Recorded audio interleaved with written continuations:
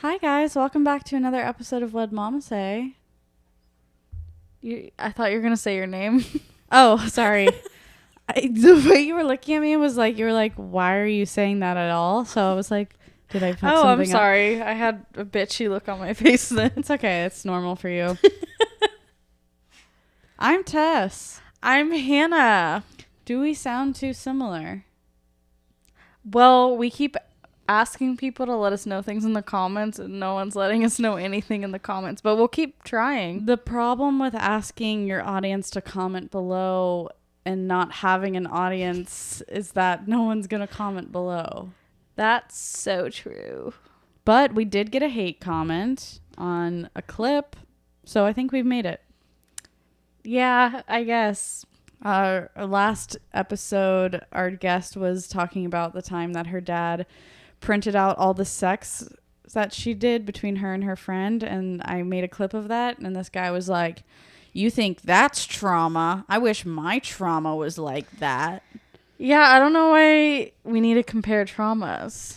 And I'm like, "You wish your parents had found your sex, sir?" Your phone's ringing. Oh, my friend's calling. I'm gonna ignore her. Okay, well, yeah. Well, you told me that Mom thought our last episode wasn't that funny. Yeah, she called me yesterday and said, I listened to the last episode. Not as funny as the one before it, but yeah, it was good. I was like, okay, we got to step it up, Tess. Well, here's the thing, Mom. This episode's going to be even less funny. Brace yourself. But it's not that our guest is not funny. He's a very funny comedian. It's just that we got into even more serious topics about death and wanting to off yourself. Just the cheery stuff. That's what happens when you have a boy on the pod. That's true. It's our first boy on the pod. Yeah, I said to myself, you know what? We should be diverse and we should have men on our podcast because podcasts never have enough men. And I don't want to perpetuate that. You're very brave. I was texting you this a little bit when we were talking about a couple of the guests we've booked that are men. And I'm like, I've specifically formulated a life for myself where I am not talking to straight men ever. Like the only men I talk to are gay. And our dad. And our dad. That's it. And your boyfriend. Yeah. So but my boyfriend's a lesbian. We like to say that he's a lesbian. Apparently. He U-hauled me. He did. It's a compliment though. Okay. That's a compliment. I told him that. I said, Hannah and Nikki think you're a lesbian. And he was like, that makes sense. he was actually a little bit happy about it. He is. Yeah. No, he's a sweet guy. But yeah, I guess I have to talk to straight men now. So I'm like, how do you feel like it went? It went really well because our guest was just a nice person and likes strong female people. Yes. So that shout out fine. To strong females. Yes, shout out to strong women. Who really likes to shout out people. Yeah, you'll hear a lot of shout outs in this episode. But yeah, no, I think it went well. But it did get serious. Absolutely. But I think it's going to get serious if people's moms are no longer on this realm with us. Yeah, which is going to be like a lot of our guests, probably. Here's the thing. We know a lot of people with dead moms, so I do know a lot. A lot of dead mom content coming your way. Here's the thing, though. I think that it's an important topic to discuss because I'm scared. I'm scared to experience that. I am too. I get really upset thinking about having to deal with those kinds of losses in the future. Yeah, it makes me want to kill myself as well. You cannot do that because you cannot leave me alone with that. Okay, you're gonna be fair. like, that's fair. We're gonna need each other. Yeah, sister pact. Sister pact. I won't kill myself until you're dead. Okay, that's fine, I guess. All right. Yeah, just don't leave while I'm here. Yeah, that's fair. It's one of those things. I haven't experienced a lot of death in my life, and if I have, it's been like at the quote unquote time it was supposed to happen. Right, like grandparents who are Older old. dogs that are older. Like our dog Yeah. lived till she was almost 17 years old. That's true. She was really crusty at the end. Yeah. So sad. And she like died in the pool. Sorry. Every time I tell someone that she drowned in the pool, I start laughing and smiling because you drowned her. okay, I was not present. I was at college, but Yeah. it's like when you have to give somebody bad news, do you ever smile when you're giving them bad news? I do because I got fired. Smiling. You know, the one thing I handled really weird was several years ago, I had a work trip and one of my clients died on the work trip. Oh, yeah. And I don't know why. It was very, very upsetting and traumatizing. And it was before. Yeah, I don't know why my client dying on a work trip was traumatizing. No. I'm going to tell you why. I don't know why I did this thing afterwards. Oh. But yeah, me and my coworker who were there, we like to joke like before that happened was like the last time we were both truly happy. Because after that, it was 2020, February 2020. So that happened. And then like, Oh my God, that was patient zero. it was like the world was fucky, you know? Patient zero. And Kobe died in like the helicopter thing and COVID. It was just like everything was really dark and sad, but like this episode. But but I don't know. I got together with a group of my close friends and I was like, guys, and I planned a lot of the event. So I was like, the event was my thank you, That's lady. the problem with having Ladybird in here. Ladybird, come here. You're never gonna die.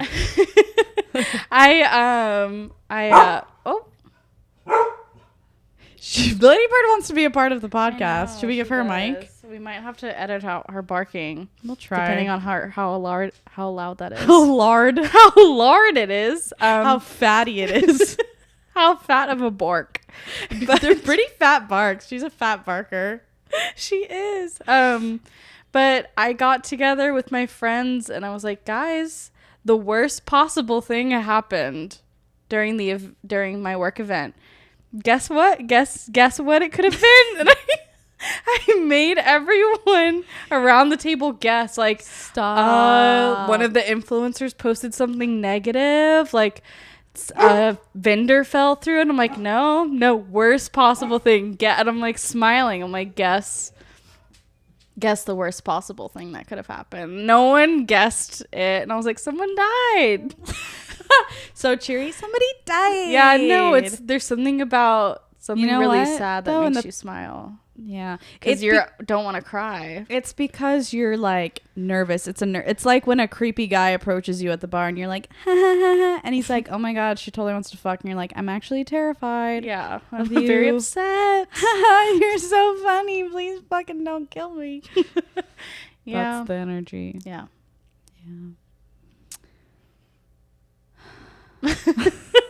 Just gonna breathe heavy into the mic. Yeah, so our childhood dog drowned in the pool. I forgot that's where we started. And you know what? This is fitting to our mom, because she's the one who found her. Yeah. And it was like her fault. No, it's not her fault.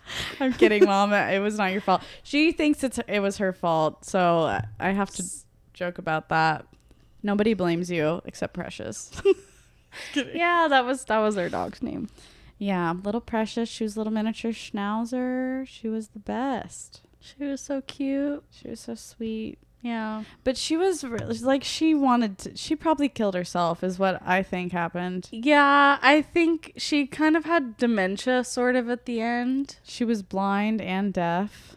Yeah, we kept her around too long. Like, it was selfish. It was almost like Frankenstein a little bit. Oh, where you're like, oh, this dog is struggling through life. So yeah, maybe she took that moment to She's like, I'm gonna do it. Speaking of killing herself, our dog killed herself. Yeah.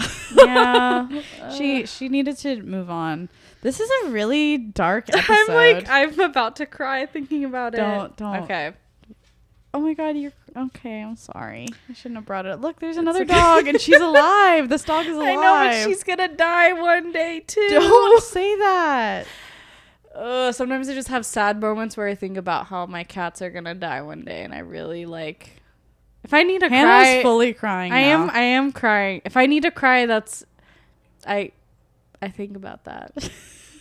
Not if I need to cry. I just I need to cry. I think about my cats dying. Sometimes I go really morbid places. I have like thought through what my life is gonna be like for anyone in my life dying. I like create a whole movie scenario in my head. Like, this is how I'll feel. Do you ever go like, this is what I'm gonna say at their funeral, and you like think of the speech? Oh, I've never thought of a speech. I just think about how like bleak my life will be after that, and how I'll never be the same. That's what anxiety does to you, folks. I've had it where like this is so fucked up, but I'll have a horrible anxiety moment. Like, what if this person dies? And then I go, what if I have to speak at their funeral? Oh my God, I don't know what I would say about them. And then other ones that about like, me? I know exactly what I would say. Okay, do you know what you'd say at mine? I have never. I can't go that. Okay, I can't go there. All right, got it. Yeah, or I'll start crying. That's your difference. Why are we doing this to ourselves? Because that's how we were raised. I think it's also like a protective mechanism. Like, you imagine the worst possible thing happening, so your ego can brace for it. Or you're safe. Like, I have this thing where I'm like, if I think about it, it can't happen. I have that too. Which does remind me of something that happened when I was a kid. This is kind of like an insight into our mom's anxiety. But I remember we were all staying at a hotel in Europe. I can't remember what country we were in, but half of our family lives in Belgium. Growing up privileged. I don't even remember what country we were in. We were just jet setting little kids. We were either maybe it was France, maybe it was Okay. I think it was either Belgium or Switzerland. Okay. I say I can't remember the country because we have family that lives in both of those countries. Yeah. No. It's okay. So that's fair. And Mom liked to try. Okay. You know what? I don't need to qualify this. Yeah, I was there too. It's okay. Yeah. We were staying in this hotel. It was our family and then our uncle's family, our dad's brother. And you, me, and our cousin Melissa were all supposed to share a hotel room. And then our parents in one and her parents in another. Okay. And Mom came to me and she was like, I don't want you sleeping in the room with the other two girls because last night I had a dream that you opened up the window in the hotel room and jumped out and killed yourself. Oh my God. She didn't think I was going to stop you. So she was afraid I was going to do that and was like, I need you to sleep in our room. I don't remember that. Did you sleep in their room? I don't remember if I actually ended up sleeping in her room or not, if I convinced her to let me sleep with you. I was really young. I was like 7. I was like, I'm not going to do that. But now you've planted the idea. I was like, I didn't know I had that option. Yeah, no, it was stuff like that where I'm like, oh my God, like you had a dream that something bad happened to me and now you think it's going to actually happen. And that was the kind of anxiety that like we experienced with her growing up. Yeah, if I stayed out past my curfew in high school, I remember one time she called me and was like, I was imagining you dead in a ditch. She loves that to say dead in a ditch. She loves it. It's her go-to phrase when she's worried about one of her children. You're just gonna end up dead in a ditch somewhere. Dead in it, like yeah. I heard dead in a ditch so many times. Yeah, I don't even think Houston has that many ditches. It's very flat here. There's some ditches, but it's always a ditch that she thinks you're bitches gonna be in ditches. Dude, we should make t-shirts. Bitches be in ditches. Yeah. I'm like I could die anywhere and not be a ditch. That's true, but she could definitely picture us dying and dead. So now I picture everyone I know and love dying and dead. Or I'll have like really bad nightmares where someone dies. It's very realistic. I'm crying the whole dream. I'm just crying. And I wake up and my throat is aching. And sometimes I wake up and I'm crying. I'm like, God. You should see somebody about that. Okay. I'll look into that. Oh my God. Let us know. Let us know if you're like this. Are you also weird about this?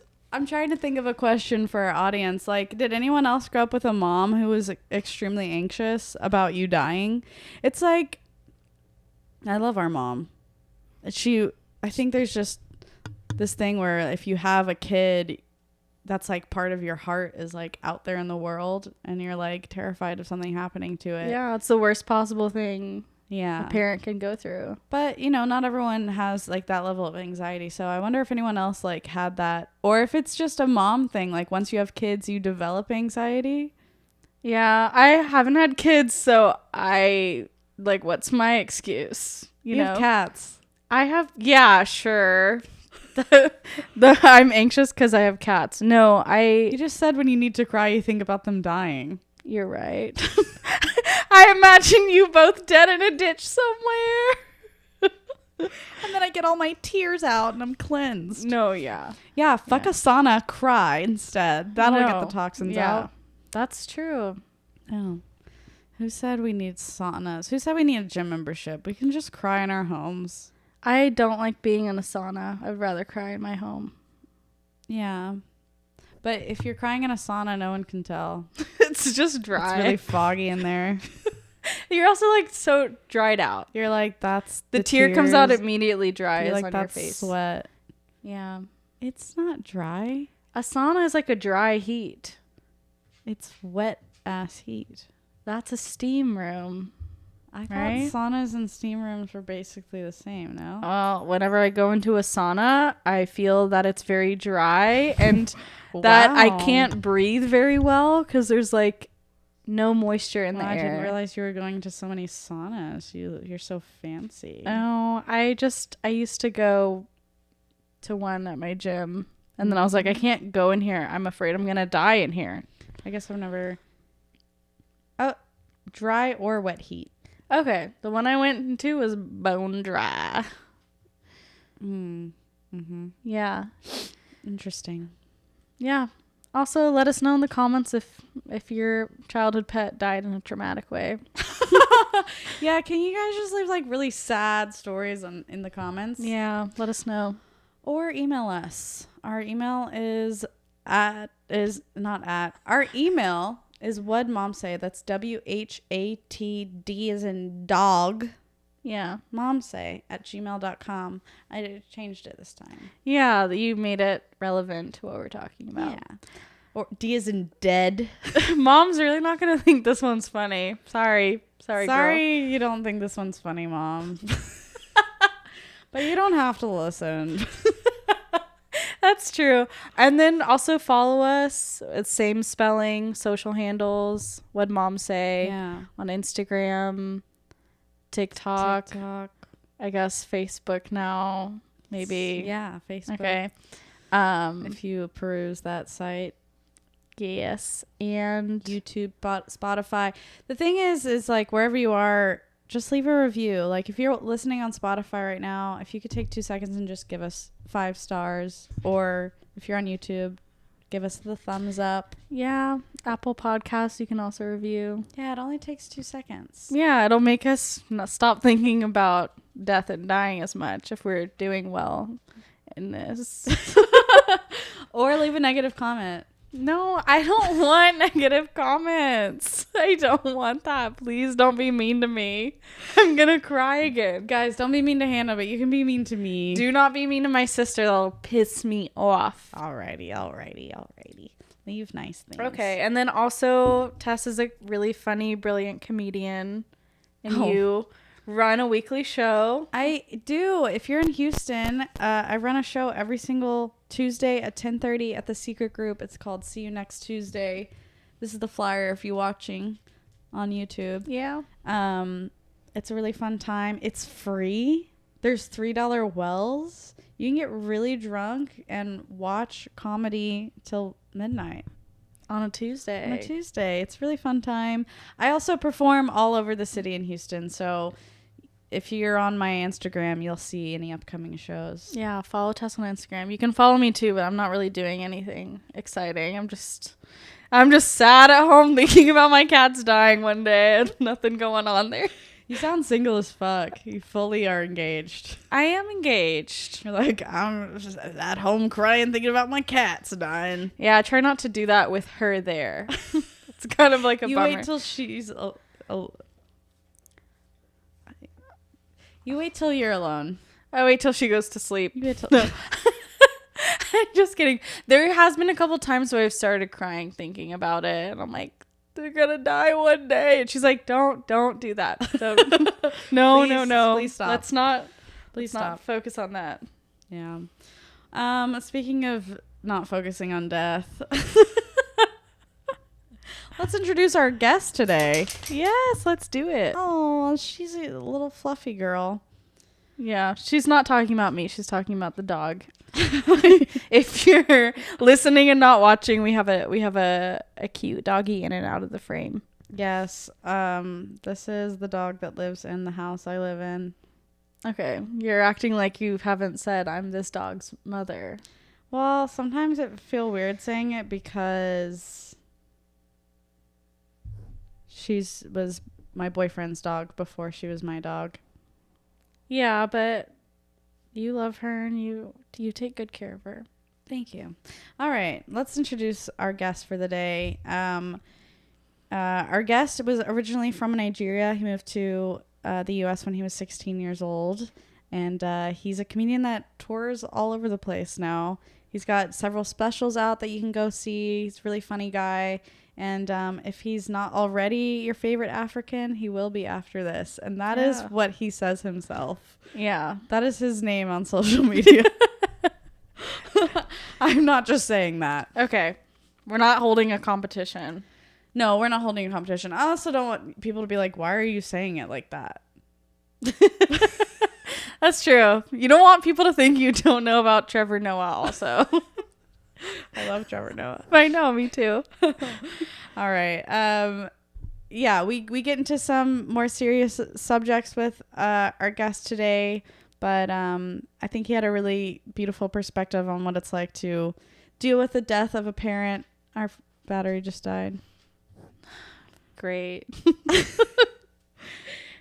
And speaking of death and dying, our battery died. So there's probably not going to be any video for this part, but we're going to introduce our guest anyway. Okay, let's do it. Okay, please give it up for Ku Egenti. Life's a bitch, Hannah's gay. Tess got too many bills to pay, so they get together with Lily May and ask each other what mom say. They ask each other what mom say. When I meet people going to her shows, they'll say, "Oh my God, you sound like Tess," and I'm like, "I'm the older sister. Tess sounds like me." Exactly. It's so funny. I'm the blueprint. That's the bad part about doing a podcast together is that we sound so similar. Yeah, people just have to figure it out. Yeah. Do your parents get confused, or they kind of know which one is which? They've never gotten confused. Oh, good. When you Even were over the phone, you didn't prank them, like act like Hannah and Tess act like you. I guess we could try that and see if they See if they truly picked know up. us and love us. Yeah. Yeah, we've never pranked our own Pranked your parents and sort of figure out who said what. They're like, yeah, you said that, right? Like, no, that wasn't me. Yeah. When we were little, sometimes she would call me Hannah because she was about to say your name. Yeah, my actual name is Teresa.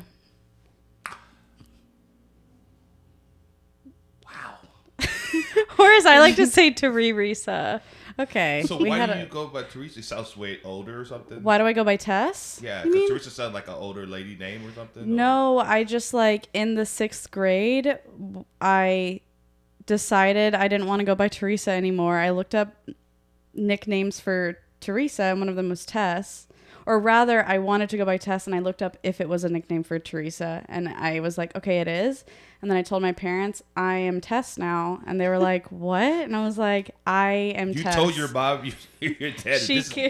You have to call me Tess from now on. Yeah, so don't dead name me. She came out to them as Tess. Yeah. So they can't call you Teresa at all. They don't call me Teresa at all. That is. It's like I transitioned from one woman to another woman. That is so funny.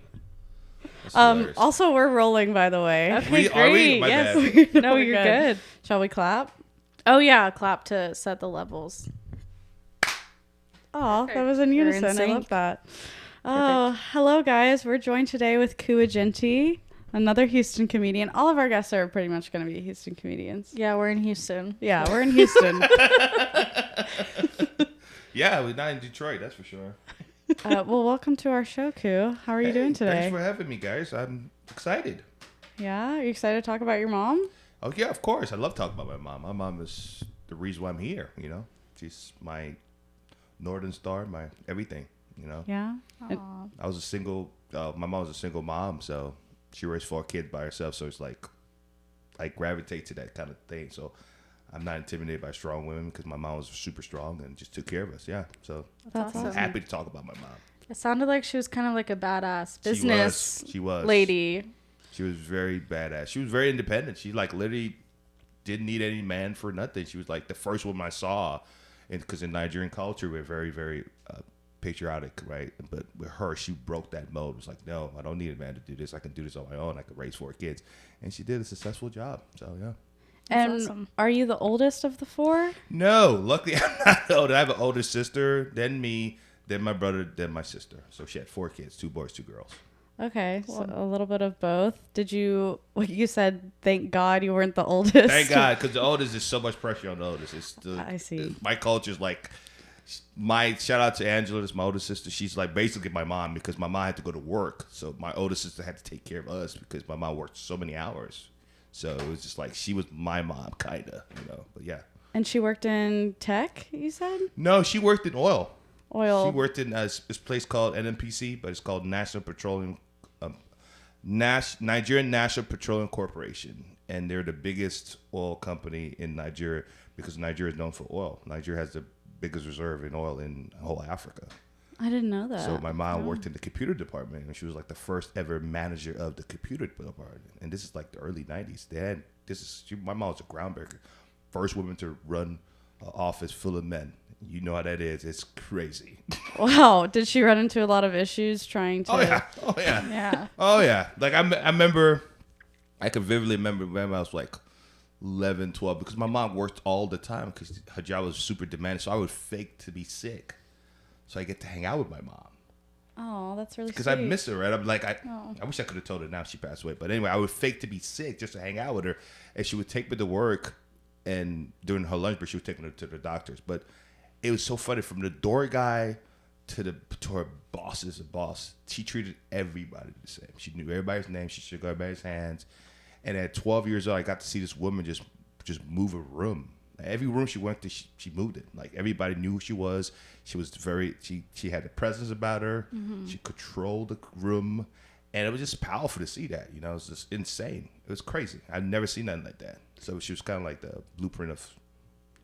That's why I'm always attracted to strong women. I don't like weak people. So Yeah. shout out to my mom.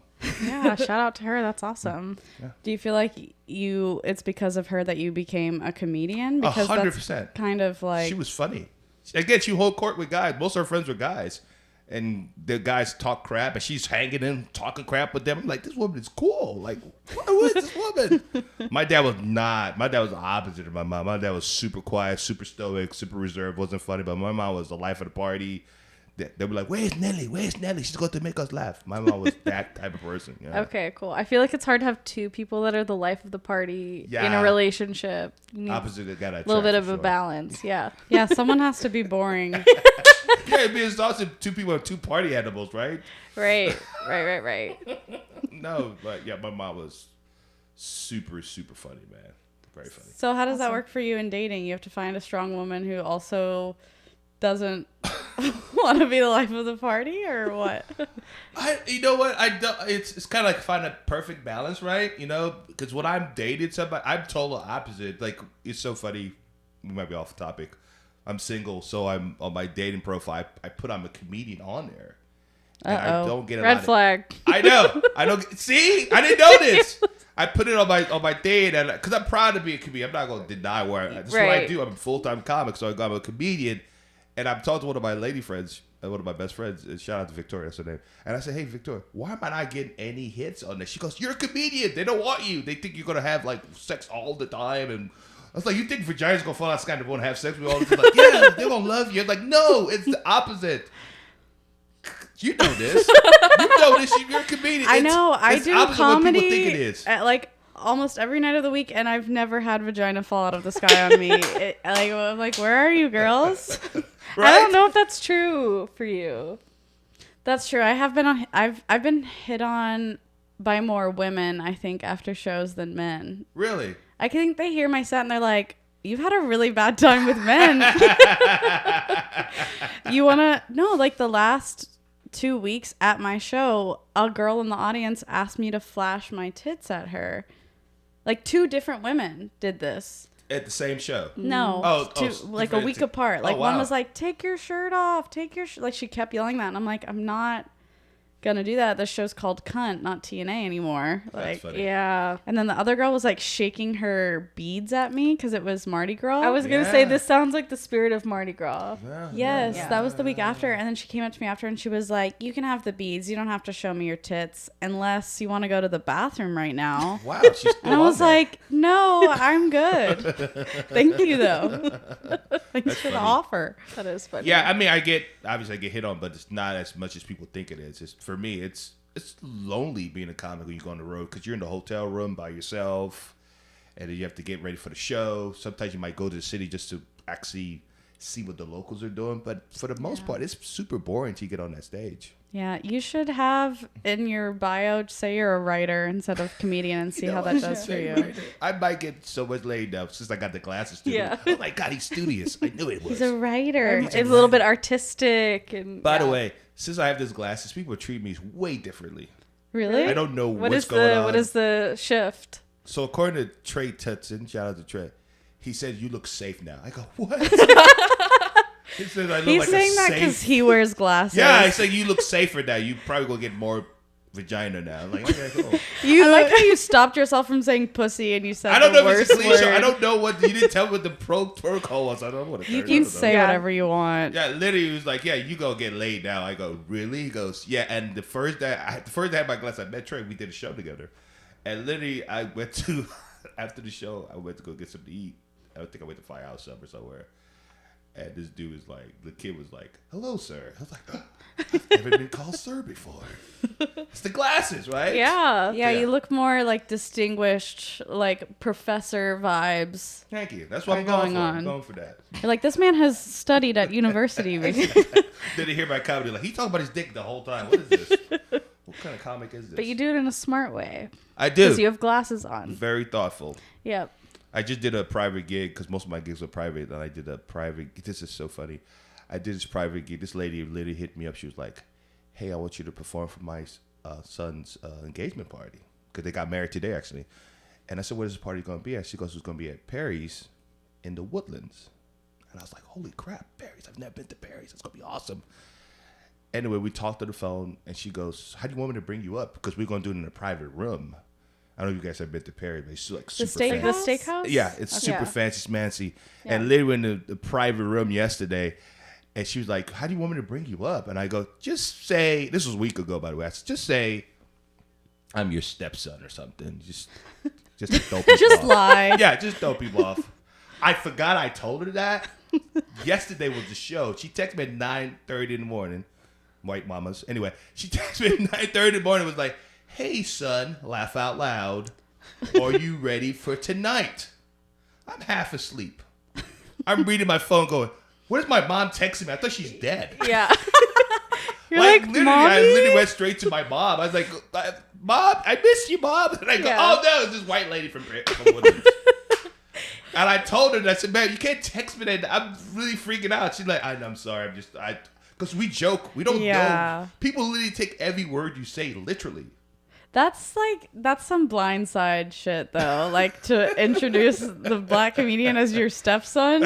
I was gonna say it's the same energy as that like Thanksgiving family that has like that guy over every year. Yeah, the grandma who it was this like white lady. She accidentally sent her Thanksgiving invitation to this like young black kid, and he was like, "I'm not part of the family, but can I come anyway?" And she was like, "Yeah, everyone's welcome." And they've gotten together for Thanksgiving like for 10 years, every year since then. Every Thanksgiving, I'm waiting for the post that he's still invited to their. She has cancer. I love to hear stuff like that. Shout out to Mary, that's her name. She's a really sweet lady. She it was so funny. It was all white people there. It was the craziest thing. I looked to the couple. I go, "You have no black friend?" They go, "They're coming late." That's what they said. You know, rich people laugh different. They laugh with their shoulders. Yes. Nonsense. That's true. They do. So And her mom, so it's Courtney and Tristan to get married, and Courtney's mom looks like a lady from like a soap opera. Like, I'm ignorant. I go, "Oh my God," her name's Sherry. I go, "Sherry, you look like a famous superstar soap opera." She goes, "Oh, you're so kind."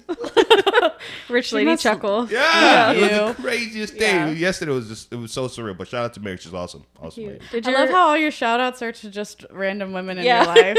Shout out to you. Shout out to every girl I know. He's really trying to get laid. I'm so used to doing radio promo. You do radio, you do like local radio. You have to do shout out to this person, shout out to that. So that's what they do on radio. I'm sorry, my bad. No, you're good. No, you can shout out whoever you want. That's so funny. Yeah, I love girl power, man. Girls rock, man. Hell yeah, So it makes sense, you know. Yeah, you're on the right pod. Did your mom ever get to see you do stand up? I was just about to ask that. Oh my gosh, she was a fan. She was a fan of my comedy. You know, it's funny. So Nigerian culture, we're super big on education, big on school and all that stuff. And I'm a college dropout, so I didn't graduate from college. And I started comedy in 2007 in Memphis, Tennessee. Shout out to Memphis, Tennessee. That's where I started. Shout out to Memphis. And all the girls that live there. All the girls that live there vaginas, so you know you. Yeah. Anyway, but yeah, I literally started in 2007. And then I moved back to Houston in 2010, and I was so nervous because I was like, "Holy crap!" Like I'm moving back to Houston because when I came from Africa, Houston was the first city I lived in. So like Houston, like. And wait, real quick, how old were you when you moved to Houston? So I came in when I was 16 from Nigeria. Okay. Then I moved to New Orleans in 2000 because my dad had a job working for the Fifth Circuit Supreme Court in New Orleans. And then Katrina happened. Then I moved to Memphis to be with my son's mother, and now my son is 21 now. It's going to be 21. That's 21 years ago, Katrina. Yeah, that's when it happened. That's how I keep up with my son's age, by the way. I just think about Katrina. Yeah, what year did the hurricane hit? Yeah. Anyway, he was born 2 weeks before Katrina. But anyway, the point I'm trying to say is, so I came back in 2010. When I came back, I was really nervous because I'm kind of 3 years in comedy. I was like, and I feel like this is what I want to do with my life. And I remember telling my dad, like, "Hey, Dad, I want to do comedy." And my dad was like, "Oh, you're not funny." And he's like, you don't even make anybody laugh. You don't even make me laugh. And I was like, okay, whatever. Then I told my mom, and my mom was like, "Do it." That's what she said. It felt like, ladies, it felt like a weight off my chest, you know? Because this is a woman I look up to. She's like funny to me. And I told her that I was a comedian. And she goes, "You can do it." And I felt so relieved. And I asked her, I said, then years later, she's been to all my shows. And I asked my mom, just asking her. And I said, "Mom, do you think I'm funny?" She goes, you talk a lot." That's what she said. Underhanded compliment. She loved Andy. The first show I ever took her Andy to. Huggins? Yeah. The first show I took her to is Andy Huggins headlining my show. Never. It was a Joke Joint Comedy Showcase. And Andy was headlining. And the next day, my mom was calling all her friends. She was like this: "My son, he's a big-time producer. He produces, he makes people laugh. But my favorite comedy is that old white man." That old white man, Andy, he is so hilarious. I was like, "Mom, I'm right here. I can hear you too, Mom." Yeah. But she loved, oh my God. So throwing out the shout outs runs in the Shout out to family. Andy. Yeah. It's really hard not to love Andy. If you haven't seen Andy, look him up. He like blew up the last couple years, yeah. but he's been doing comedy So happy for him. in Houston since the 70s. Yeah. We should have him on. Yeah. I went on the road with Andy when I first started becoming a pro because they told me if I'm going to do shows out of town, I need somebody that has credit. So I was like, I know Andy. I know Andy needs money, and I called Andy to say, "Andy, will you be my road dog and just you headline? I just feature for it. And he was like, sure. And a whole year we did that. And then after a while, we just started co-headlining. And one day I knew I made it. We did a show in McAllen, Texas. So we did a theater called Cine R. It's the biggest theater in in McAllen, Texas. Shout out McAllen. Shout out to McAllen. And literally, right before showtime, Andy walks up to, because usually Andy closes the show out. He goes, you're closing out, right? And I was like, no, I think you got this. And he goes, no, you should use your headline. You got this. And I was like, thank you, Andy. And I started crying. Aww. Like, I'm an emotional wreck, by the way. And you called your mom and you're like, Mom, I'm actually headlining on the show Andy's on. Yeah. So That's how you know I've made it. I should have called my mom, like, your son has made it. I'm funnier than the white man. She loved that. Oh my God. But yeah, she thought it. She definitely knew I was funny. She was proud of me. That's all that matters. You know, it's just, if you get somebody that you look up to proud of you, you can walk to the moon, man. And that's what she did. Yeah, it makes a big difference. A really good feeling. I can't wait for it to happen to me. Your parents not proud of you? Just kidding. I'm about to say your mom came to your show. I've seen your mom. Yeah, she's proud of you. No, she's proud, but she keeps asking me what my goals are. What does that even mean? What's your 5-year plan? Yeah, she'll be like, "What's your 5-year plan?" Or like, what's your goals? What are you hoping to accomplish? I'm like, to like make this my career full time. She's never asked me that. So what do you do? She's like, "You're fine." I'm a graphic designer. You're structured. Got it. Yeah. Yeah, Hannah did things a little bit more traditionally in the work department. Yeah, that's So true. Hannah, was she always like a rebel? Yes.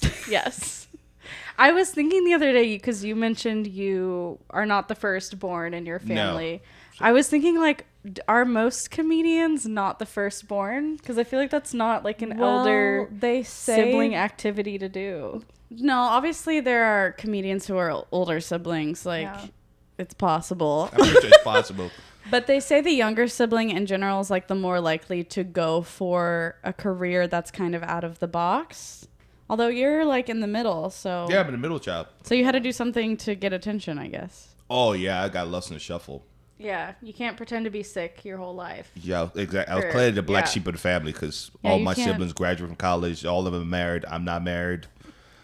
I had the first grandchild, so I was way out the box now. Like, you guys maybe got married, but I had a grandkid first. I had a grandkid, so I beat them on that category. Secured. Yeah, but it's I always was outside. Always question structure. Did you get in a lot of trouble as a kid? Oh yeah.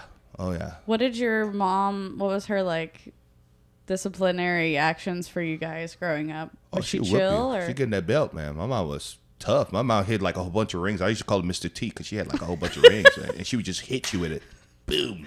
That's why I'm good at math for no reason, because she should knock me upside my head with that when I did math. I was like, I'd be knowing the shit like, wrong, boom.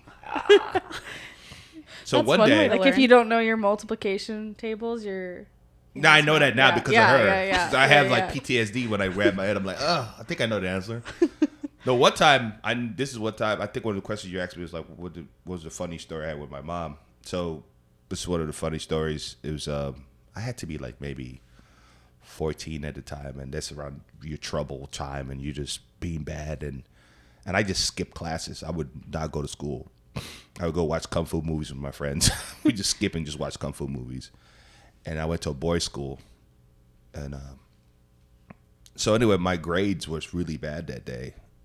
It was like midterms or something like that, and everybody showing their report card. My siblings all kiss ass, all had good grades, and I like, hey. And my mom would give people pizza. That's what she do. She knew when I would get our getting our report card, she would bring pizza home, and I would never get pizza because I had bad grades. Damn. So when I came to America, guess what? I ate all the pizza. But anyway, so I'm talking to my I give my mom my report card, and she looked at it and she goes, "Go get that belt." And I go, "Oh, she's about to tear me up." And I go get the belt, but I'm 14 at the time. Like, it's not going to be It's so messed up that the parent makes you grab the weapon. Yeah, because you got to think about. You get to pick which one you want to get hit with. Yeah, what you going to kill you with. Yeah. So I'm bringing the belt to her, and I'm literally like just dreading getting whooped, and she says, "So, you have bad grades. tell me one thing that will let me not to whoop you right now. And I just pulled this out of my ass. I don't even know where this came from. I go, because I'm funny. And this lady lost it. She was laughing for like 5 minutes, just laughed uncontrollably. But she whooped my ass afterward. But she laughed. That's when I knew I broke. I was like, she laughed. Boom, I got my mom. She's like, that's not good enough. Yeah. So that gave me huge confidence to make my friends. Because I made my friends laugh. I was a class clown and all that stuff. But breaking my mom in the most tense moment that made her laugh, I just got it. You almost got through there unscathed. I almost got not whooped. You almost distracted her just enough, but she locked back in. Yeah. But that's what strong women does. She goes, I'm still killing you. Yeah. You also told us that your mom came to the U.S. from Nigeria with just a purse. With just a purse, yeah. Okay. What kind of purse? Yeah, what was in it? I don't even know what kind of purse. What It was just a color regular was it? purse. It was just it was a handbag. So this is what happened. This is the backstory. So we came here in 1997 and we lived with our dad. I barely knew my dad. My dad was like a deadbeat dad. Like maybe when I lived in Nigeria for 16 years, I got to see my dad maybe 3 times out of 16 years. So I really didn't know my dad.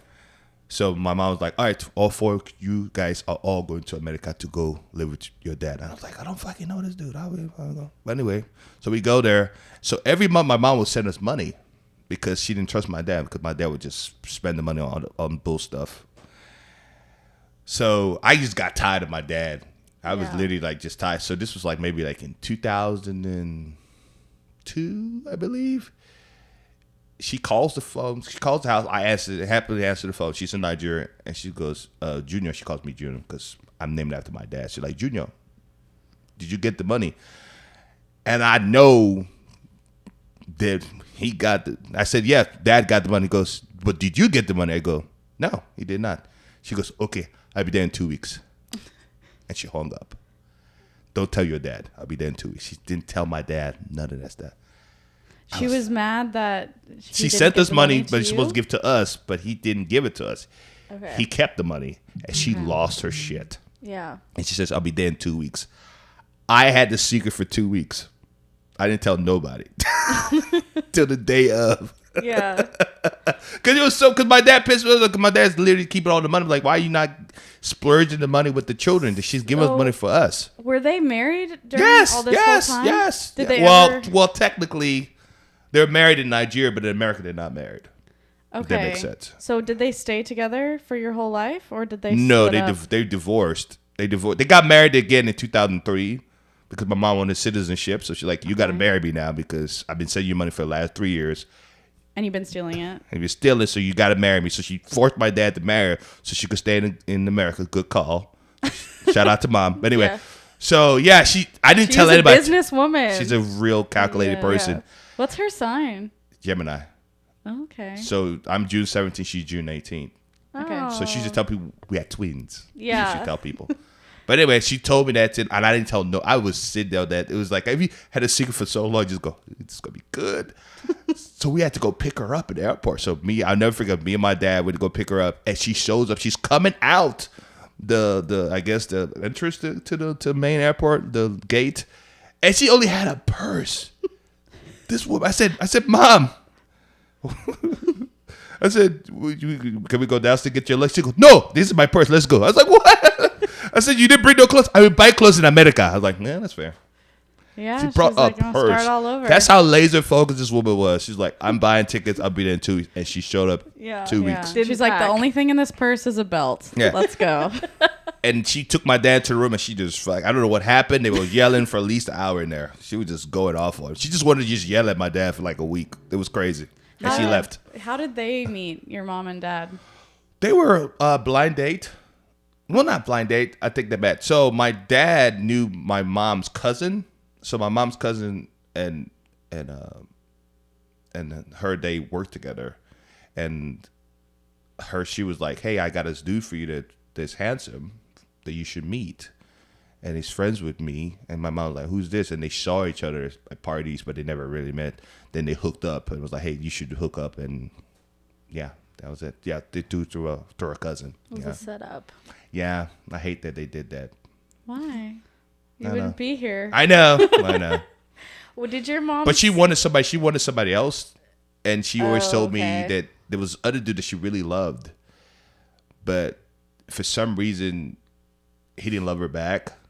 I was unrequited. Yeah, and it was like this was the dude, and she keeps telling me that was the guy that she should have been with, and she felt like she didn't really love my dad like that. And I was like, yeah, you did. You stuck around for fucking 30-some years. You do love him. Well, people get comfortable or they don't feel like leaving. Yeah, and my mom comes from a very wealthy family, like very rich, and my dad's like dirt poor. Okay. So I got to see like my dad's dad was a farmer, a sugarcane farmer. And my mom's dad was a chief of a village. Wow. Talk about huge contractions and stuff. So I would go to my dad's side of the family, be like, these guys are 30%. I go to my mom's family, they're like millionaires and living in mansions. I'm like, this is where I need to be at. So I joke all the time. I've been poor and I've been rich. I like rich better. Yeah, it's a little more comfy. Yeah, a little bit comfy. Yeah. But it's funny because I thought my family, my mom's family were like cool and nice. Then my grandpa died and got to see the ugly side of wealth. Yeah, They start fighting off of the property and stuff. And I was like 12 years old watching people fight. They were like, I never liked you and never liked. I'm like, I'm serious. Yeah. Just to watch the animosity towards people. And my mom was like, so my grandma, super quiet. She doesn't talk. So my mom did the talking for her side. My grandpa had 7 wives. 7 wives? 7 wives, all married. He's a One chief. for each day of the week. Yeah, it's a culture thing, and they all live together except my grandma. So my grandma was the first secretary of the first president of Nigeria. Wow. She was the first woman to ever own a car. So I have a lineage of strong women bloodline. So my grandma was strong, my mom was strong. So those 2 strong women that I got to see and run stuff, and my grandpa couldn't control my mom and my grandma because he married her for status, right? Because he was like, she's a noble woman. Yeah. Pretty much noble. So he's like, and my grandma was like, I'm a chief, you're noble, let's get married to just create that status, like Beyonce and Jay-Z type of thing. Absolutely. Shout out to Jay-Z and Beyonce. Anyway. So literally they married because of social status, but my grandma never lived with my grandpa. She lived in a whole different part of Nigeria. She was like, I'm not living with your other wives. Yeah, I don't want to be part of the polycule. Exactly. I don't want to be subservient to you. Mm-hmm. So anyway, when my grandpa died from a stroke, all the wives were like, "You're not even coming around." And my mom, like, she stood up in front of everybody, like, "Don't talk to her like that. Just because she didn't come around doesn't mean that it's not his wife. She's equally invested in all the stuff as you are. Now let's split it equally." I got to watch my mom command the room. She's so powerful, man. Love that. That's awesome. Yeah. That was awesome. When did she pass away? She passed away June 21st of 2017. It's almost 9 years ago. Yeah. Oh my gosh. Yeah.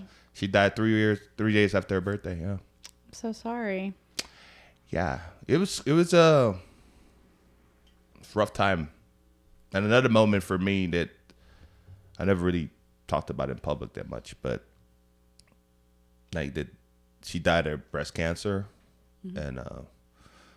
And we was in Memorial Hermann in Memorial City, and the doctor was like, "Hey man, your mom's not gonna live that long, so you need to go and talk to her, because she has like stage 4 cancer in every living organ of her body. It's like, and her brain is getting eroded with cancer. So if she speaks English, if English is not her first language, you need to go talk to her, because she's going to go back to Igbo if that's her first language." I was like, I think Igbo is her first language. So I was like, oh, well, you need to go start talking to her, because she's going to start losing her memory. And she's laying on her deathbed, and I walk up to her, and I was like, the whole day it was just messing with me, because I should be a home care provider. I took care of her on the side because we lived together.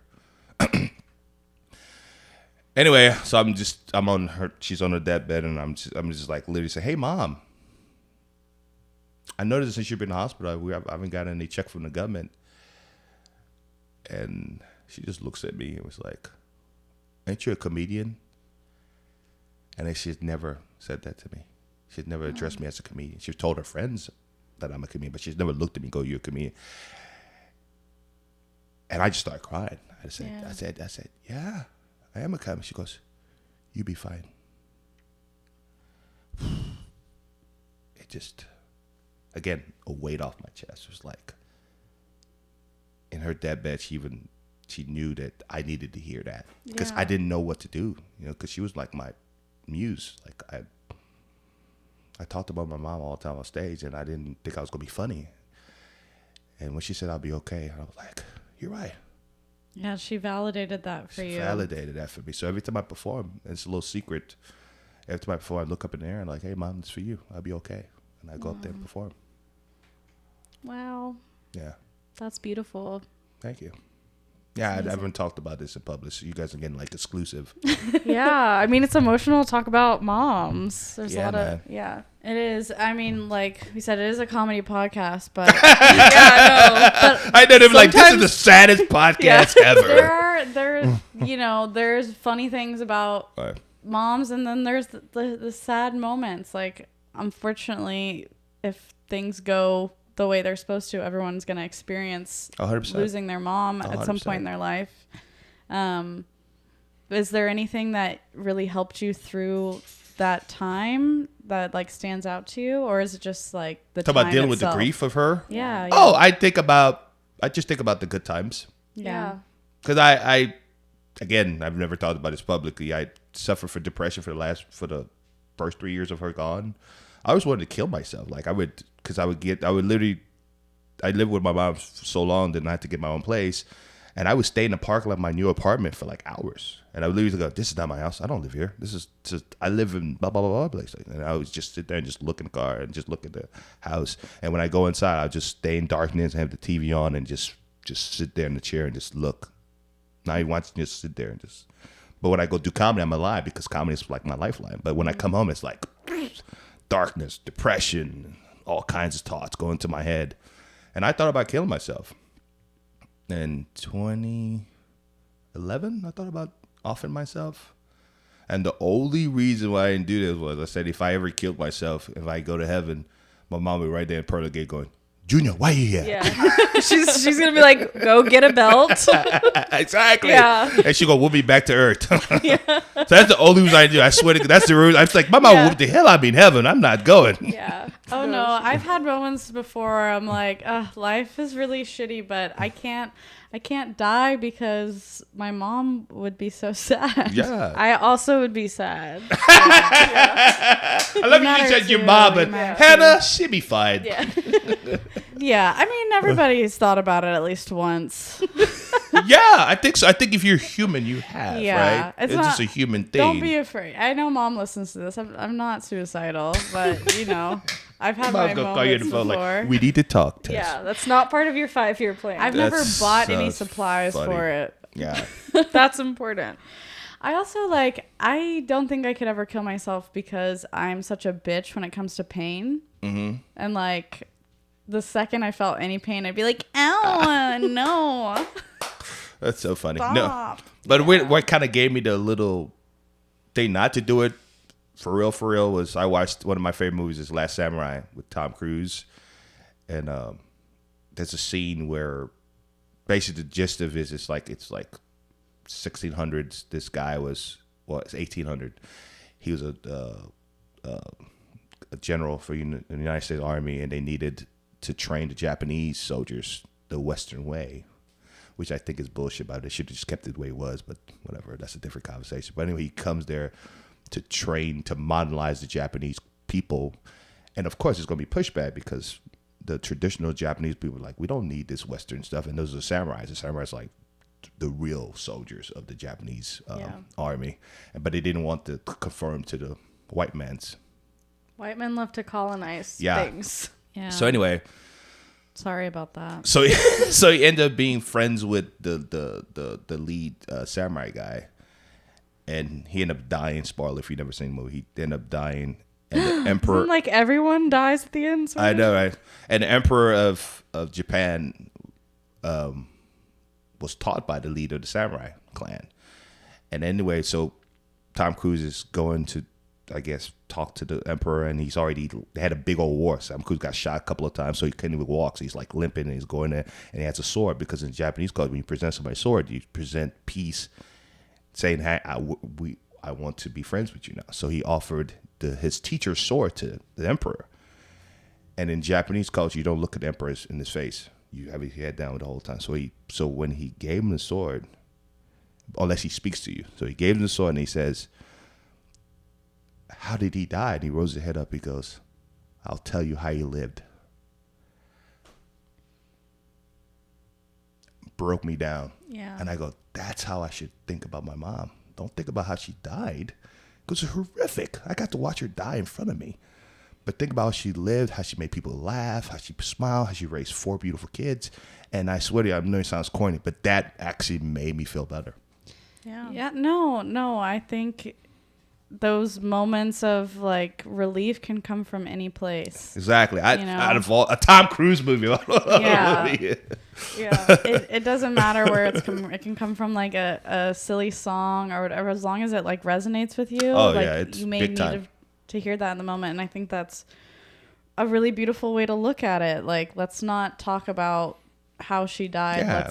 Let me tell you about who she was while she was here. Like, that's the better way to remember someone. Anybody. Yeah. Like when Especially Scotty someone passed. with- yeah. Oh, go ahead. What's that? I was gonna say, especially with someone with such a big presence that would like fill the room. Oh, yeah. Yeah. And so, like, same to with Scotty. When Scotty passed away, it was like, I didn't want to think about how he died because it bummed me out, you know? I just thought about how nice he was to me and how he bust my balls every now and then. So it Yeah. was like, and that gave me solace, right? That gave me peace of mind. So that's, if you're dealing with grief, that's the best way to deal with it. Because if you think about the sadness out of the person, you're going to add depression that you don't even know you had.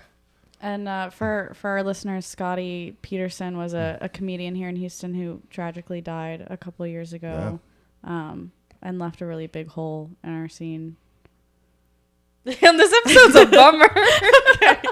He was hilarious. He was a great. He was hilarious. He he was, was great. extremely talented, and made really good barbecue. Awesome barbecue. He owned a spice company. It was really cool. So let me tell you my favorite Scotty moment. No. So my favorite Scotty moment was, so I did radio for the local ESPN station here. It's called 97.5. And anyway, I go live on my phone, and I don't know who watches my videos, whatever. And there was a Tuesday, and I went to go do Boondocks, and Scotty was hosting Boondocks, and I show up to Boondocks, and Scotty was like, "I saw you on ESPN, big dog. Good job, big dog." I was like, "Thanks, man." And it was like, Scotty barely compliments people. He's like, I knew there's something behind that, but I didn't know what it was. He's like, I saw you did good on that radio station. Good job, big dog. Oh, thank you, Scotty. Because comics don't compliment comics a lot. So he's like, I took that as, like, this is good. He's like, then he gets on stage and he goes, all right, this next comic, man, he goes by your favorite African, but he didn't know the difference between Hakeem and Hakeem. Give it up for Ku Egenti. I go, you son of a bitch. You son of a bitch. Yeah, he really liked to bust your chops. Oh, my God. He finds a little chink and just talks about that little weakness. And just, Little what? I don't know. Yeah. I don't think you can say that. Like little teeny. No, you know what I mean. Yeah. Little whatever. Shout out to people. Anyway. Oh, wow. So do you feel like as a parent, there's any your parenting style mirrors your mom in any way, or? My parents' style? Yeah, because I have a son. I couldn't imagine raising a daughter because my daughter would probably run circles around me because I wouldn't even know what to do, you know? Because just let her do her, right? But my son, no. My son's my first child, so for her, first grandchild. So it was just like, it's a weird dynamic because she would raise my son, and I'm like, Mom, that's my child. Like, no, it's my child. Yeah. She overstepped a So little it's bit. more like that was her child, kind of in a weird kind of way, because she would babysit him for me and stuff like that, and she loved my son. So with my son, I didn't really have to do too much like raising with him. Like I taught him stuff, you know, like, hey, the base is be a good person, go to school, education. So what I did was with my son, I didn't have the best relationship with my dad. So whatever that I didn't do with my dad, I did that with my son. The opposite. I did like, all right, I got to break this generation curse. I got to break this daddy issue thing that I got. So I don't want my son to ever feel like that. So I literally bonded with sports. Like I have a sports shirt on. We bond with sports. So I would text my son, like, hey, did you watch the game tonight? Did you do just the little things to let him know that I'm still here. Mm-hmm. And he's very, very transparent with me, and he's very open with me. He got fired from his job 2 months ago. Chick-fil-A? Yeah, no, not Chick-fil-A. He actually, Ku has a joke about his son. I have a son by Chick-fil-A. He haven't worked at Chick-fil-A in years, but I keep using that Chick-fil-A joke. Shout for out some to your reason. son. So he got fired from Walmart. Shout out to my son. Love you, Shout baby. out to Chick-fil-A. Yeah, shout out. They don't need a Great. shout out. Fuck you, Chick-fil-A. We don't You're need that homophobic. sponsorship. Yeah. That's funny. Anyway, yeah, literally he got fired from Walmart. He worked at Walmart for like 2 years, and he was like bummed out about it. He was like, yeah, Dad, I got fired from Walmart. I said, why you got fired for? He goes, well, this lady was my lead, and she was just hitting on me, and I didn't want to like pursue that, and ever since that, she's been giving me hell. I was like, really? So you would like get hostile? That's a workable. Yeah, He sexual should sue. harassment. Yeah, but the problem is when you try to sue people, you have to have a collective of people. It just can't be one person. And that's when you watch big lawsuits. There's like a whole bunch of people. Well, that's he with could that. report her to like HR. Yeah, he should have, but Yeah. HRs don't be doing anything No, about things. not really. So. He should report her to whoever's above her. Because if that situation was flipped the other way with opposite genders, hello, it would be taken really it'll seriously. take it real serious, which is so crazy. So Would anyway, I it? just I mean, It should be taken it sh- seriously. I feel like it's more often that it's going to be taken seriously if it's a man harassing a woman than a woman harassing a For man. sure. Yeah. for sure. So yeah, anyway, he was like, yeah, I got fired, and I told my son, I go, hey man, it's okay. You're in college right now. You're going to school to better yourself. He's going to school to be a construction instrumentalist. I don't know if you guys know what What that is that? So He it's plays basically the saxophone while people build houses. like Kenny G. No, so basically those are the people that the architect, right? Yeah. They look at the map and all that stuff of the building before they build it. He's the guy that construct that stuff. So kind of like you, like a graphic He designer. makes the blueprint. So they do the blueprints digitally, then present it to the architects. That's really cool. And they He's make gonna good build money. stuff. And it's funny with my son. I didn't know architects didn't do their own work. No. So anyway, my son literally, I said, what is that? He goes and he breaks it down to me, and he goes, and my son's an idiot. He literally goes, I'll make white people money now. That's what he said. That's like, you are my son. That's a funny line. So anyway, I said, son, you're going to school to better yourself. These kind of jobs is just a little stepping stone in your life. And I promise you, I wouldn't sweat it. And he'd go, thanks, Dad. But if I told my dad that, my dad would make me feel like a piece of shit that day. So I'm always thinking, always conscious of how did my dad make me feel, good or bad, and try not to do that with my child. Yeah. It's like you're not only breaking that generational trauma, but you're kind of being to your son what your mom was to you. Like you're the supportive Correct. yeah. Absolutely. parent. I'm stern with my son. I let him know that he's wrong. I don't enable him. I think that some parents that had shitty childhood than they do with their children, they just let their kids do whatever they want. I try not to let them do. I still let them know, hey man, there's still consequences of your actions, because shitty people make shitty kids too. So that's still the thing. So I try not to do that with my son. Like, hey man, remember, and I keep telling my son, you're a man in this world. They're gonna look at you differently. And I remember maybe the most intense conversation we had was when we had during COVID time, 2020, with the whole Yeah. Black Lives Matter, with the George whole height Floyd, of yeah. the height of George Floyd tension in America. And I remember calling my son on the phone. I said, hey son, it was probably the most uncomfortable I ever had to talk to my son. I said, hey son, when you get stopped by the cops, just do exactly what they tell you to do. And he goes, I know that, Dad. And he goes, because you're at the time, he was 5 years ago. He was 16. 16, yeah. But he looks like a grown man. Depends on who cop is. He's like 5'11". He was 5'11" when he was 6. I was like, you look like a grown man from afar. So It's nothing worse than a short cop. yeah. So I said, just They have a complex. exactly. And I said, hey, just do whatever they tell you to do. He said, I know that, Dad.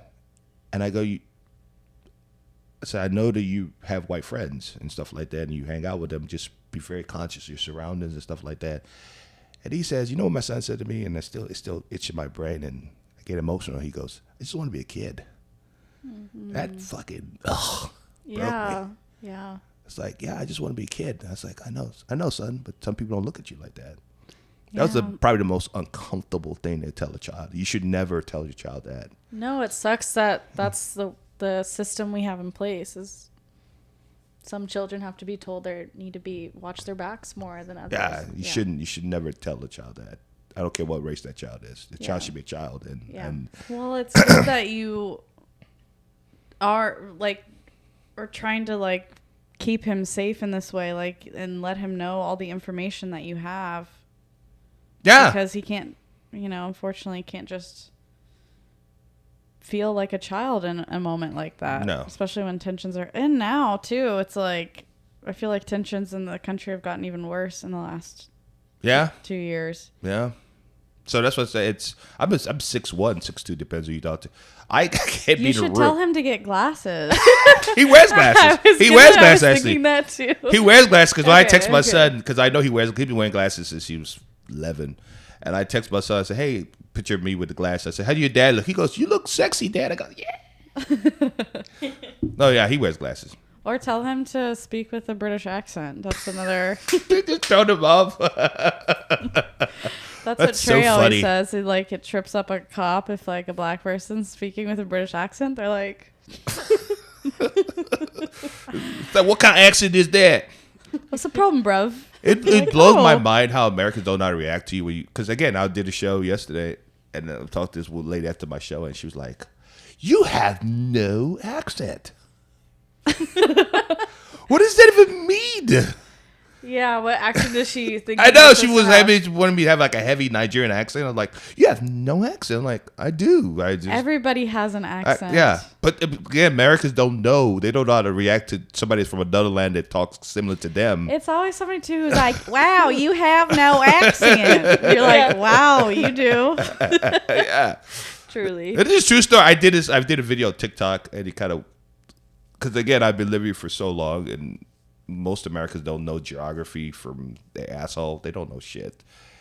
And this is literally a true story. I'm literally talking to this dude. This is years ago. I'm talking to this dude, and he was like, hey, meet my friend. And I was like, oh, blah, blah. And he was like, oh, cool. Where you from? He's like, I'm from whatever, fuck. I don't care where he's from, but he's American. And he goes, oh, where you from? I go, I'm from Nigeria. And I go, oh, man, I always wanted to go to Nigeria. I was like, yeah, man, yeah, you should go. And he goes, how long's the drive? What? Yeah. A grown person. You're like, do you have some cool technology I'm not aware of? I hesitated. I answered. I said By 2 days. boat? Yeah. Because I didn't know what to say. I was like, yeah, 2 days. Does your car go underwater? Like, I don't understand. So I put that on my TikTok video, and I did the video, and I posted it, and people like in the comments going, you clearly made that up. That's clearly a joke. And da da da da da. And I go, no. You think I'm that fucking smart to come up with that shit? Yeah. You're like, no, I live in Texas. People say really dumb shit. People say dumb shit all the Yeah. fucking time. Yeah. Yeah. Yeah, that's crazy because I was literally talking to the kid I nanny yesterday because we were born in Belgium and he got a Belgian waffle at this place and I was like, I was born there, and he was like, you should drive me there. You see what I'm saying? And I said, there's an ocean between us and that country, and he's like, you can drive on water.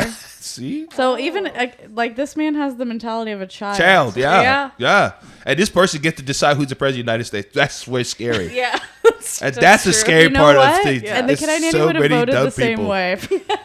There's so many dumb people that don't know shit about anywhere but America. If they barely even know America stuff. No. You know, but yeah, if you quiz Americans about like states and stuff, they don't know where this stuff's at. They're like, oh, where's that at? They don't know.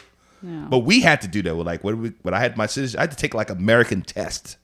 Like we had to know constitution laws, we had to know like capitals, all that stuff. The average American don't know shit about that. I think if you want to vote, you should have to take the citizenship test.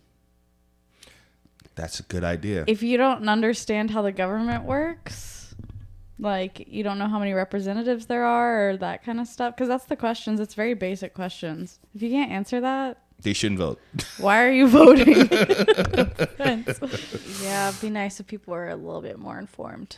Because all the people who are complaining about people not coming here legally couldn't pass that test. No, it's because they're wrapped in their own little bubble, right? There's their own little world, and that's why my favorite Mark Twain's quote is, "The antidote for ignorance is travel." I thought he was going to say murder. I think that's a part 2. But I think that's actually a smart quote. I think that's people should travel to see how other people live so you can get more informed, right? And go, okay, I'm super privileged to be here. Because a lot of countries don't have this option that we have. Yeah, So That's true. How are we on time? we should wrap up soon. Okay. So we've almost been talking for an hour. good. So what else you got for me? Well, I mean, I was gonna ask. When you you lived with your mom for how long? Talking about here in America or in Nigeria? Here, because you said y'all lived together. I was wondering if you were living together when you had your son. Oh, yeah. So, I had my son in 2007. I'm sorry, 2005. 2005. But my mom would come visit us every year in Memphis. And that, to me, that was the best times, to be honest with you. It just dawned on me, now I'm thinking about it, because she got to see her grandson like for a long period of time.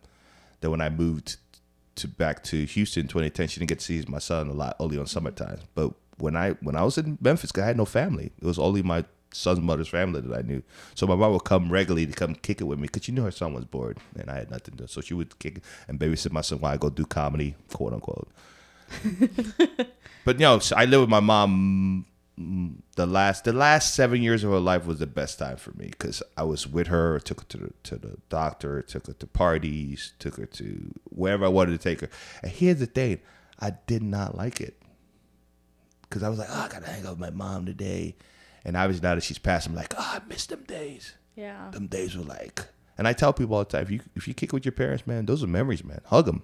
Just randomly, just hug your parent, just kiss them in the cheeks, just random stuff like that because it's gone like that. And you'd be like, man, I remember this. I think one of my fondest moments living with my mom was just literally, I would just hear her singing in the room, and she loves singing like infomercials for some reason. Call 1-800 commercials. Steve. Yeah, she'd be singing like she was like she loves Nat King Cole. That's her favorite singer. But anyway, she'd be singing like random songs, and I'm like, she was like, probably she'd be like, unforgettable, that's what you are. And she goes, oh my, prego is the best. Like, why you just mix She's prego? doing a mashup. Yeah, with Nat King Cole, she just sings prego. So now in my head, I just be driving randomly, just go, oh my, prego is the best. I just say it now. It's just in my DNA subconsciously. Yeah. Your parents do that stuff, right? It just puts little nuggets in your brain and you just start using it randomly. Now I like coupons for some reason. I used to make fun of my mom. Like, what are you doing all these coupons? Like, you save so much money. I'm like, Mama. Now I'm like, if I get a good deal, Yeah, it's exciting. I'm wearing gold chain. Who am I? Yeah. My mom loved gold. So I wear gold. This is so funny. I did not know when you wear a necklace, people ask you questions. Yeah. It's it's like a tattoo, basically. I swear, when I bought this necklace, I didn't think people were going to ask me all the time. And it's so funny. People walk up to me, especially Mexicans, right? They'll be like, what is this? Trying to quiz me. Yeah. I was like, you know what this is. Virgin Mary. You know what this is. Don't play no game, girl. You know what this is, girl. You're like, I don't know. I just thought she was kind of hot. I just say that, right? I just love strong, powerful women. Strong, powerful women. Yeah. So this is the Lady of Guadalupe, right? So she's the reason why the Catholic religion is staying in Mexico, because in the city of Guadalupe, this farmer, this is 1600s, this farmer had a dream about St. Mary's in his dream, and he woke up and he drew this image on a cactus, and he showed all the villagers like, the Virgin Mary is a real person. She spoke to me in the dream, and everybody in the village was like, oh yes. And that's how the Catholic religion started. So this woman is very, very powerful. So it's her fault. Yes. Okay. So this was the reason why Catholic stuff is, because Mexicans are the biggest, Latinos are the biggest Catholic people in the world right now because of this woman. This image is very powerful. So anyway, St. Mary's, and my mom, high school, was St. Mary's. Oh. So I wear this for my mom. That's really beautiful. So it's a little thing, but yeah, whatever. Yeah. It seems like you find a lot of nice ways to honor her. Yeah, because she's always with me. I still have her driver's license, my wallet. That's really Yeah, sweet. she's always on my mind, Yeah. So yeah. Well, unfortunately, we do have to wrap up, but thank you for sharing so much about your mom with us. You guys asked the question. Well, no, but you came on and You literally, when you sent me the stuff, email, I was like, you want to know all this stuff? I'll give it to you now. Yes, we want to know all about. I'm your mom. literally like, I love my mom. I would talk about my mom for 3 hours if you let me to. Yeah. So the goal is, kids, I might want to do a movie about her. Oh, I feel like people need to know about her. I'd watch it. Can I tell you a little story real quick before we get out of here? Yeah. So my mom had a younger brother. His name is Victor. And my mom, in 1968, they had a civil war in Nigeria. It's called a Biafra War. That's what it's called. So the east part of Nigeria, where my mom's from, and the south and the west part of Nigeria wanted to break. They were like, we need our own, because the Muslims, Nigeria is 60% Muslim, and the Muslim people were like prosecuting the Christians. Religion just sucks in general. But anyway, they just kept fighting, and the people in the east was like, they're predominantly Christians, like, no, we want our own sovereign. We want our own country. So my mom is 16 years old at the time, and the civil war breaks out in Onitsha, like where it's like the heart of the war started. And she was living with her auntie at the time, because my grandma was like, no, you need to live with my sister. She would teach you how to cook and all that stuff, because my grandma didn't cook. So she's like, you need to stay with my sister. She'll teach you all that stuff. Anyway, a civil war breaks out, and my mom was like, oh, this is crazy. I need to get the fuck out of here. So she takes her little brother and goes into the jungles of Nigeria to go to her dad's on foot to go find her dad. Oh my God. No Google Maps. And no Google Map, just I would get straight lost. intuition, her brother strapped onto her, and she's going to the jungle. So God knows what she saw in that jungle. I never asked her, but she told me this stuff. And that's the type of person you're dealing with. That's how strong she is. When she's laser focused. That's incredible. And that's why she came to America with a purse on, and they go, yeah, that makes sense. Yeah, that's all I need. Yeah. But that's what I got. But I feel like there should be a movie about that. You should make a movie about her. Yeah. This keeps falling. I'm gonna put it over here. Yeah, is there anything you'd like to promote? Yeah, I got 2 comedy albums. You can check it out. It's on all streaming sites. 2 comedy albums. One is called Kutastrophe, and one is called Your Favorite African. Yeah, check it out. Yeah, we'll link those below. We'll also link your Instagram, and so the people can find you. I need followers. I'm trying to keep up with Matt Rife. Whatever. You're better than Matt Rife. Thank you, Tess. I agree. You guys are the best. Thank you. Thank you so much for coming on. It was fun. I had a good time. Thank you guys for listening to another episode of What Mom Say. We'll see you next Thursday.